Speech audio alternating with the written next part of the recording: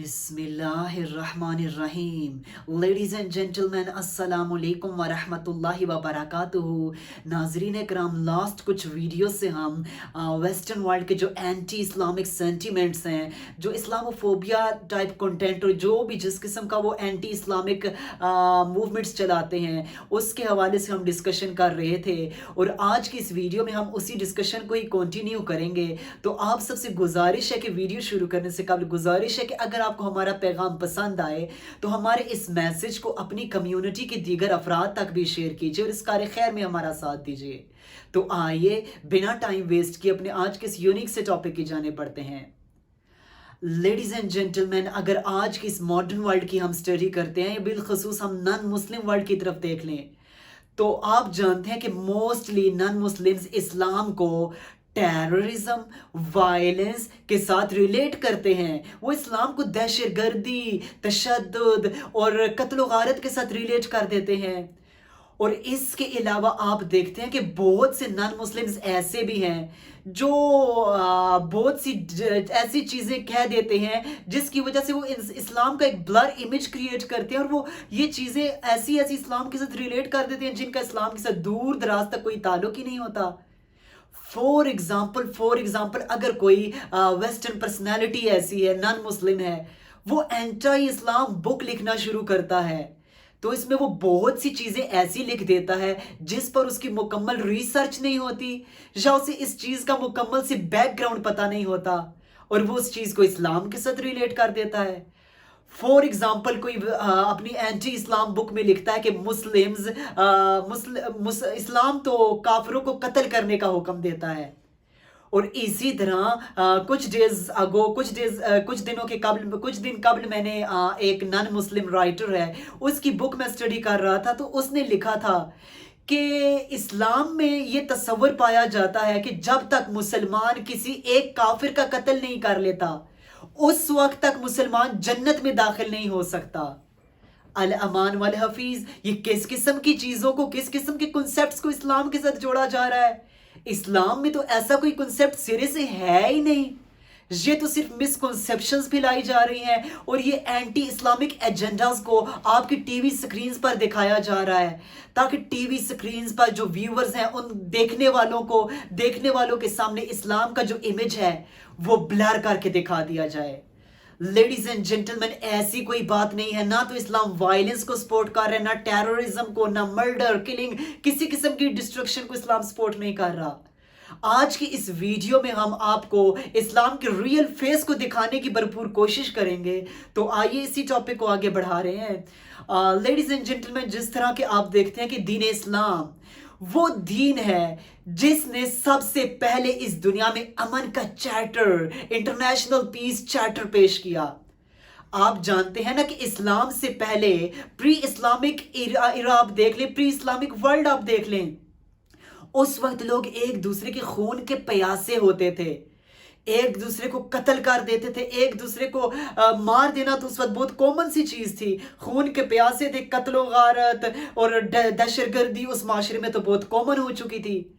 लेकिन इस वक्त इस्लाम ही वो रिलीजन था जिसने दुनिया के सामने इंटरनेशनल पीस मॉडल पेश किया, और इस्लाम ही वो दीन था जिसने दुनिया को ये तस्वर दिया कि वायलेंस, टेररिज्म, वायलेंस, किलिंग, किसी भी जान को कत्ल करना, किसी भी जान को मार देना प्रोहिबिटेड है, हराम है। बल्कि इस्लाम ने तो मर्डर, किलिंग को गुनाह कबीरा, ग्रेटर सिन करार दिया है। लेडीज एंड जेंटलमैन, इसी टॉपिक को अगर हम यहाँ पर कुछ हदीस के साथ हजूर अलैहि सलाम के फरामीन की रोशनी में समझ ले, तो हमें समझने में और ज्यादा आसानी हो जाएगी। जैसा कि आप देखते हैं कि हजरत अनस रदियल्लाहु अन्हु, one of the famous companion of prophet Muhammad अलैहिस्सलाम, आप नरेट करते हैं कि प्रॉफिट मोहम्मद अलैहिस्सलाम ने फरमाया कि मैं तुमको एक कबीरा गुनाह ना बता दूं जो शिर्क के बाद सबसे बड़ा गुनाह है।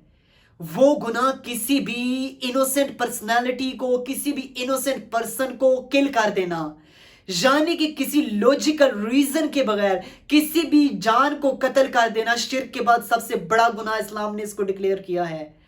اس کے بعد پروفٹ محمد علیہ السلام نے ایک اور حدیث میں فرمایا کہ اگر ہیونز کی تمام کریشنز اور زمین کی تمام مخلوقات کسی کے قتل پر ایگری ہو جائیں، اکٹھی ہو جائیں، تو اللہ تعالیٰ ان تمام کی تمام مخلوقات کو جہنم کی آگ میں پھینک دیں گے۔ اس کے علاوہ ایک اور جگہ پر کچھ اس طرح سے بھی ارشاد ہوا ہے کہ اگر کسی شخص نے کسی نان مسلم کو کسی بغیر وجہ کے قتل کر دیا، اب آپ ذرا ادھر امیجن کریں، ادھر نان مسلمز کے بارے میں کہا گیا کہ اگر کسی نے بغیر کسی لوجیکل ریزن کے کسی نان مسلم کو مارا، اسے قتل کر دیا، اس کا مرڈر کر دیا، تو اس صورتحال میں وہ مسلم جس نے اسے کل کیا تھا وہ جنت کی خوشبو سے محروم رہے گا۔ اب آپ امیجن کر سکتے ہیں کہ اسلام کس قدر وائلنس کو سپورٹ کر رہا ہے، کس قدر دہشت گردی کو سپورٹ کر رہا ہے۔ اس کے علاوہ ایک اور جگہ پہ ایک اور حدیث آپ کو ملتی ہے کہ پروفٹ محمد علیہ السلام نے ارشاد فرمایا کہ جب ٹو بلیورز آپس میں سوارڈز لے کر آتے ہیں، تلواریں لے کر لڑتے ہیں، اب ان میں سے ایک شخص تو جو ہے وہ قتل ہو جاتا ہے، وہ اسے مار دیا جاتا ہے۔ اب اس صورتحال میں کلر اور وکٹم یعنی کہ قاتل اور مقتول دونوں جہنمی ہیں۔ کسی نے عرض کی کہ یا رسول اللہ صلی اللہ علیہ وسلم، قاتل کی تو بات سمجھ آتی ہے کہ وہ جہنمی ہے، لیکن مقتول کیوں جہنمی ہے؟ پروفٹ محمد علیہ السلام نے فرمایا کہ کیونکہ وہ دونوں تلواریں لے کر آئے تھے، دونوں ایک دوسرے کو مارنے کے لیے آئے تھے۔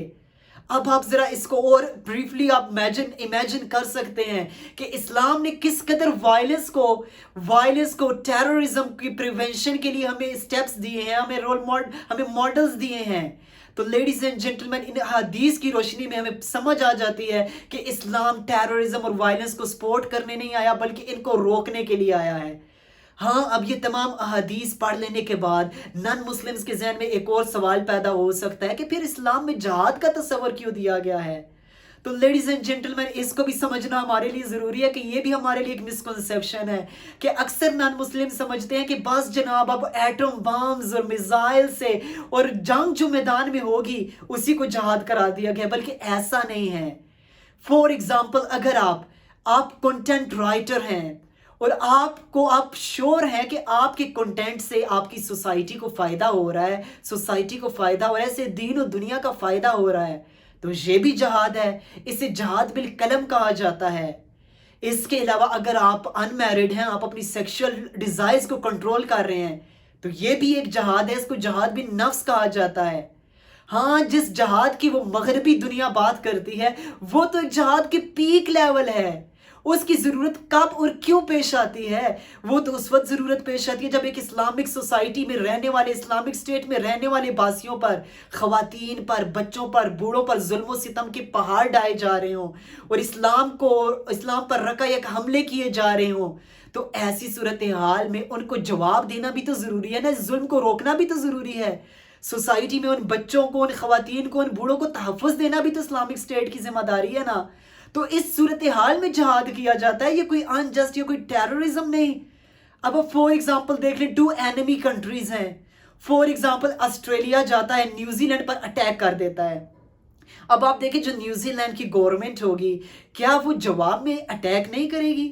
کیا وہ آسٹریلینز کو چھوڑ دے گی؟ نہیں، بالکل نہیں، وہ بھی تو اپوزٹ ری ایکشن کرے گی نا۔ تو یہ بھی اسی طرح کا ایک کنسیپٹ ہے، اس کو ٹیررزم کے ساتھ جوڑ دینا بالکل سراسر غلط ہے۔ تو لیڈیز اینڈ جنٹلمین، آج کی اس ویڈیو کو یہیں پر ختم کرتے ہیں۔ نیکسٹ ویڈیوز میں مزید ٹاپکس لے کر حاضر ہوں گے، تب تک کے لیے اللہ حافظ۔